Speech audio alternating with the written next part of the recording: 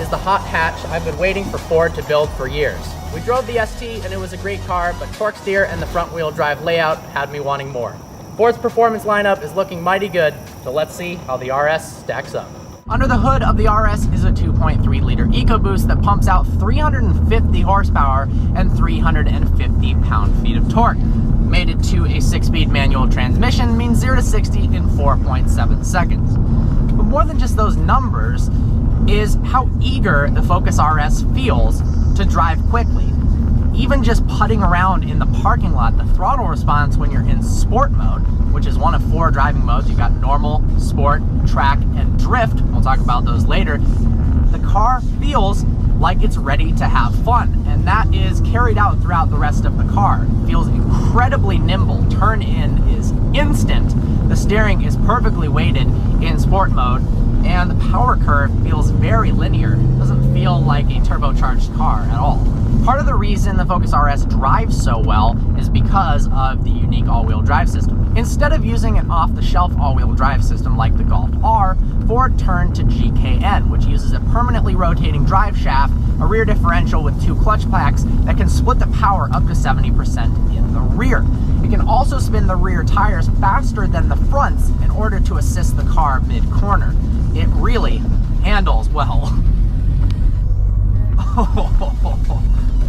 Unlike the Focus ST we tested with some Cobb aftermarket parts that loved to torque steer, thanks to all-wheel drive, we've got none of that at all. The car accelerates very quickly for a car of this size and in this price range. Remember, this is, after all, a Focus. You can get a base one for $18,000. This, as spec, was in the mid-38,000s, $38,500, and the owner of this car actually got it without dealer markup.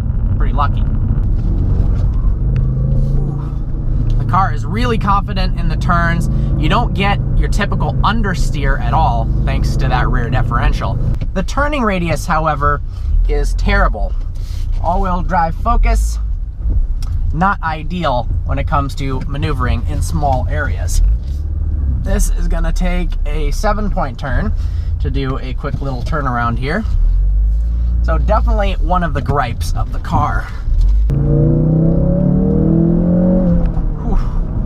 Mostly you hear the induction noise, not a lot of exhaust note, but when you do put it in sport mode, you get some pops and cracks.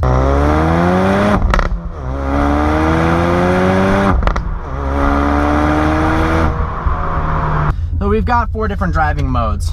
We're gonna put it in normal to see how that changes things.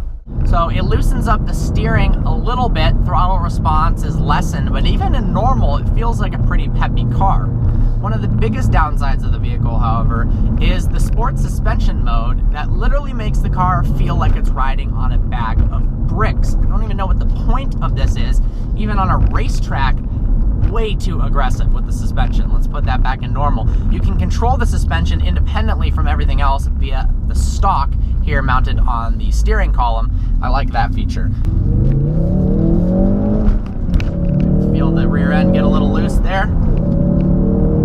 This car puts the power down really well. And it actually feels pretty isolated from the road. For a car of this size, you'd think there'd be more wind noise and stuff like that. They're obviously trying to keep the cost and the weight down, which usually means removing insulation. But it's actually very civilized. If you're looking for a really crazy raw driving experience, I wouldn't say the Focus RS is your best bet. But if you're looking for something that is daily drivable, that looks badass, that's incredibly fun to drive, and is capable around the track, now this is limited for track use, then the RS is an absolutely awesome car. The reason I say limited for the track use is it has some issues with the temperature of the rear differential. When the temperature sensors start going crazy, it shuts down the rear diff, then you get a front wheel drive car. and, well, it's not really Focus RS anymore, is it? Of course, with good acceleration and handling means you have to have good brakes. We've got 4-piston Brembo brakes in the front, single pistons in the rear. Let's test those out. Oh yeah, that has instant brake response. I actually really enjoy the pedal feel. We've got pedals that are pretty close together. Looks very well spaced for heel toe downshifting. Yeah, very easy. You've got an indicator light on the front dash that tells you when to upshift, probably for getting the best fuel economy. Fuel economy wise, this doesn't get the greatest fuel economy. In the city, you're probably going to average something around 15, but if you're buying this car, you're probably not buying it to be efficient. The interesting thing about the Focus RS is it's actually made in Germany, not America. So you are buying an American car, but it is still an import. So for the purists, I don't know if that matters to you, technically, is this really an American car? I'm not sure. On downshifts, we get a little backfires from the exhaust. Kind of wish that was louder, actually. It's a really easy to drive manual transmission. Each gear change is very confident. You know exactly what gear you're in without being too difficult to get into each gear. An interesting part about the design of the Focus RS is that the intercooler was actually too efficient, so they had to add a blanking plate in order to reduce airflow. Now, what do I mean by too efficient? Well, the problem is in a really humid environment and a really hot day, water vapor would condense and collect in the intake. Then you mash the throttle to pass someone on the highway at high speeds. It's gonna suck that water vapor into the cylinders and cause problems with the engine. Because of this, they added a blanking plate from a Ford Transit van to the front of the car to reduce airflow, and that solved the problem.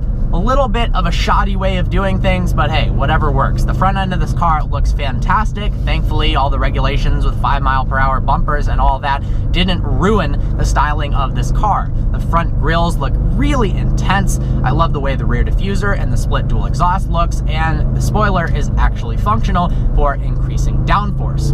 The car is available in 4 different colors in the US, 5 in Europe. In the US, you've got black, white, gray, and nitrous blue. Nitrous blue is definitely the coolest color. I'm really enjoying this car. This is a lot of fun to drive. Wow, feels really confident in the turns. It's got a nice go-kart-like vibe to it. The seat is a little bit too high up for my liking. You kind of feel like you're riding on top of the car instead of in it. It also makes reaching the clutch and the gas and the brake kind of difficult. If you're a heavier buyer, these seats are definitely going to be too tight. There was a lot of complaints on the Recaro seats on the ST. I'm sure they're going to get a lot of complaints with these on the RS as well. In summary, I'm really impressed with the Focus RS. The power's there, the handling is there, it's not too heavy, it's got a good amount of isolation from the road without being completely disconnected. I love the way the steering feels. It's also got this really cool feature called anti-stall, where if you do stall the car, you come to a complete stop in 3rd gear and forget to push the clutch in or something like that, and the car shuts off, just pushing in the clutch actually turns the vehicle back on, so you don't have to fumble with the start-stop button. Pretty cool. So would I buy this car? That's kind of the ultimate question when I test a car, is would I spend my own money on it? To be honest, for $38,000 for kind of a base Focus RS, it's one of the best cars for the money, hands down, in terms of being fun to drive, being practical. You can use this in the winter. You can store stuff in the back. 2 thumbs up for the Focus RS. I hope you enjoyed this review. Like always, please browse our channel and subscribe. I look forward to seeing you next video.